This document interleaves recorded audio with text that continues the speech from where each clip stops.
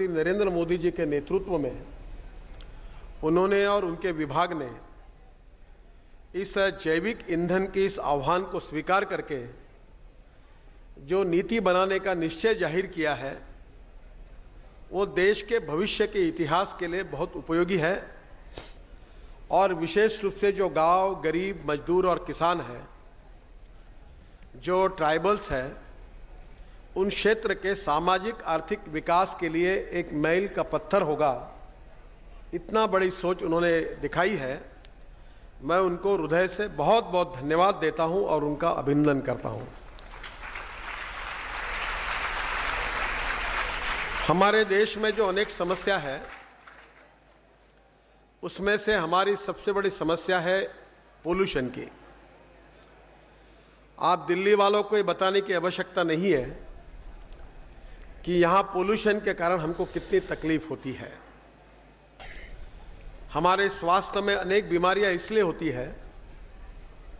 कि यहाँ पोल्यूशन के कारण हमारा जीवन काफ़ी अस्वस्थ हुआ है और ये पोल्यूशन होने के जो अनेक कारण हैं उसमें ऑटोमोबाइल इंडस्ट्री में पर्टिकुलरली डीजल से जो पोल्यूशन होता है वो भी हमारे लिए एक समस्या है। मैं ट्रांसपोर्ट मंत्री हूं और एक बड़ा चैलेंजिंग रिपोर्ट मेरे पास आया है कि हमारे देश में ऑटोमोबाइल की ग्रोथ 22% है। पहले एक घर में मुश्किल से एक कार रहती थी, अब घर में 4 जने और 5 कारें हैं, ऐसी स्थिति बनी गई है। और कार की संख्या होने के कारण हमारे यहाँ ऐसा रिपोर्ट आया है कि हमें हमारी 96,000 किलोमीटर राष्ट्रीय महामार्ग है और अगर जिस प्रकार से वाहनों की संख्या बढ़ रही है उस प्रकार से अगर रोड बनाने की आवश्यकता है तो हर 3 साल में हमको एक लेन जोड़नी होगी और एक लेन अगर जोड़नी होगी तो 3 साल के बाद हमको 80,000 करोड़ रुपए केवल एक लेन जोड़ने के लिए खर्चा आएगा। इतनी बड़ी कैपिटल कॉस्ट लगेगी और इसलिए हमको सोचना होगा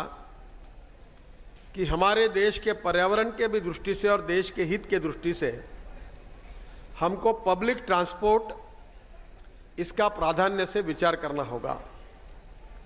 और जो पब्लिक ट्रांसपोर्ट होगा वो अगर प्रदूषण से मुक्त होगा तो उससे देश के लोगों को राहत मिलेगी। जो हमारे देश में पेट्रोल और डीजल का, क्रूड ऑयल का हम इंपोर्ट करते हैं